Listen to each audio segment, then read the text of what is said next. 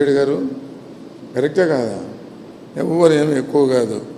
ఊరికే మనల్ని మనం ఏదో గొప్పగా ఎంచుకొని ఊహించుకొని నా అంత భక్తిపరుడు లేడు, నా అంత నీతిపరుడు లేడు, నా అంత యోగ్యుడు లేడు, నా అంత సమర్పణ కలిగిన వాడు లేడు, నా అంత వాక్యం కలిగిన వాడు లేడు, నా అంత ప్రయాసపడేవాడు లేడంటే మనం పనికి మాలోల కింద లెక్క.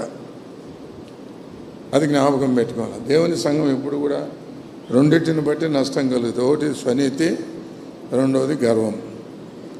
అంతేకాదు, ఇంకా చెప్పాలనంటే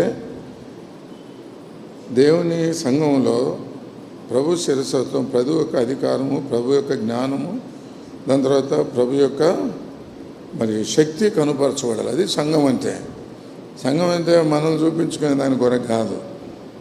దేవుని వాక్యం 7 సువర్ణ దీప స్తంభముల మధ్య ప్రభువైన యేసుక్రీస్తు వారు సంచరిస్తూ ఉన్నాడు. ఇంకెవరు లేరు అక్కడ.